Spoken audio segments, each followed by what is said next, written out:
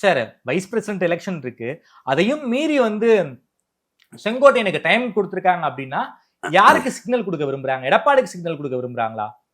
இது சிக்னல் எல்லாம் இல்ல, ம். ஓராண்டாக அவர்கள் போட்ட திட்டம். என்ன திட்டம் சார் போட்டிருக்காங்க? அதாவது ஆர்எஸ்எஸ் சொல்றாங்க, என்னென்ன? பாஜகவும் உடன்படுறாங்க. ம். தமிழ்நாட்டுல ம். பாஜக உள்ள நுழைவதற்கு ம்.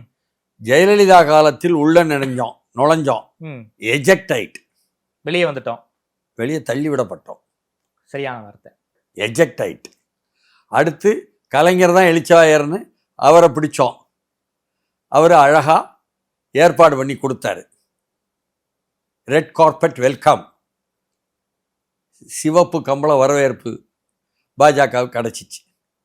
அதை நம்ம வைகோ கிராமமாக வாஜ்பாயை பற்றி உயர்வாக பாஜகவை பற்றி எடுத்துக்கொண்டு போனார். ஆமா, இது கடமைன்னு சொன்னார். கலைஞர் அதையும் தாண்டி அப்பொழுதே என்ன எழுதுறாரு, நீங்க ஆர்எஸ்எஸ் என்பதே தவறான அமைப்பல்ல என்று சொல்லி எழுதுறார்.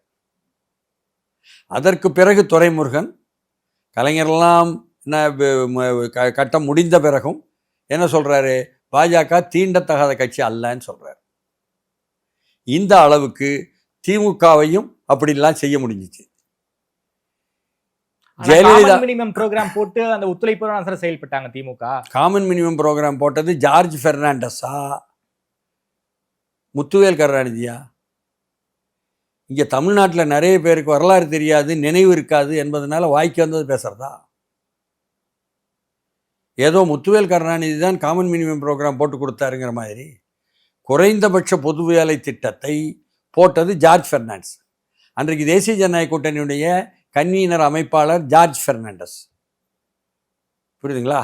அதனால அவர் சோஷலிஸ்ட் வரலாற்றில் வந்தவர், அவருடைய அடியொற்றி வந்தவர் தான் நிதிஷ்குமார்.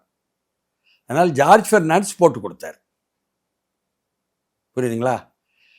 அப்புறம் நீங்கள் வந்து கலைஞர் என்ன செஞ்சார் அப்படின்னு கேட்டால் அது வேற மாதிரி டைவர்ட் ஆகி நிறைய விஷயமெல்லாம் சொல்ல வேண்டியது. Coming back to Sengottaiyan sir. அதனால